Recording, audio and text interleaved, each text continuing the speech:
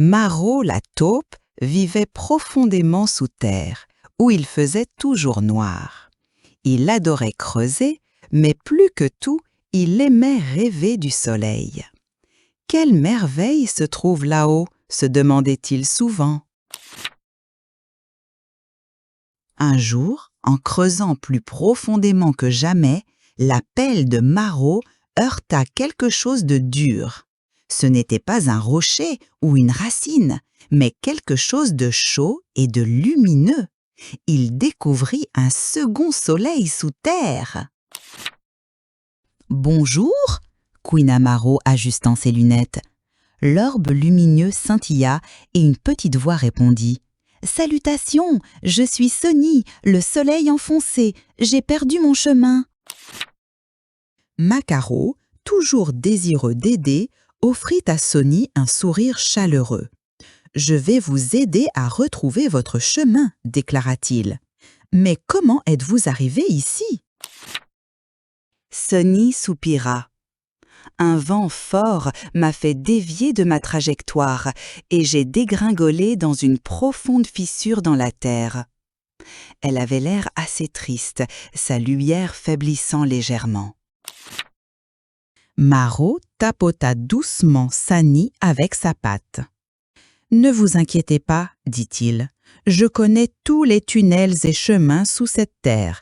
Nous allons trouver un moyen de remonter. » Et ainsi, leur aventure commença.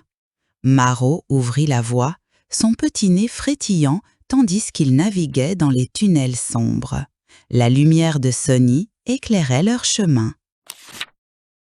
Ils passèrent devant des vers de terre endormis, des coléoptères se précipitant et des cristaux scintillants.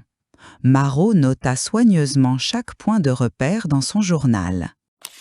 « Par ici !» annonça Marot, pointant du doigt avec sa plume. « Je me souviens d'un passage caché qui mène vers le haut, bien qu'il ait été oublié depuis longtemps. » Le passage était étroit et poussiéreux, rempli de toiles d'araignées et de trésors oubliés. Mais Marot et Sony persistèrent, déterminés à atteindre la surface. Enfin, ils atteignirent la fin du passage. Marot écarta le reste de la terre et une bouffée d'air frais emplit ses poumons. Ils émergèrent dans une magnifique prairie, remplie de fleurs colorées et d'abeilles bourdonnantes. Sony haleta de joie, sa lumière devenant plus brillante. Mais quelque chose n'allait pas. Le ciel était déjà bleu et le vrai soleil brillait de 1000 feux. Où Sony pouvait-elle aller?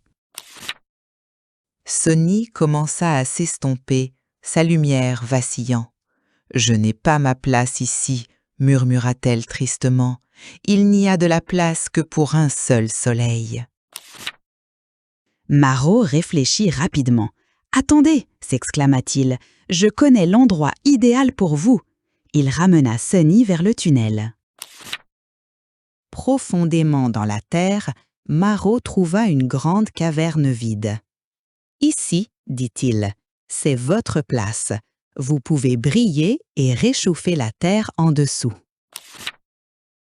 Sony rayonna, sa lumière remplissant la caverne de chaleur et de lumière dorée.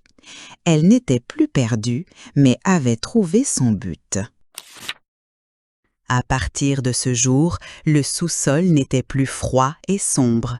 La lumière de Sony nourrissait les racines des plantes et réchauffait le cœur des créatures d'en bas.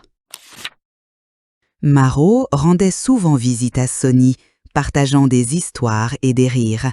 Il avait trouvé un ami et apporté la lumière aux coins les plus sombres du monde.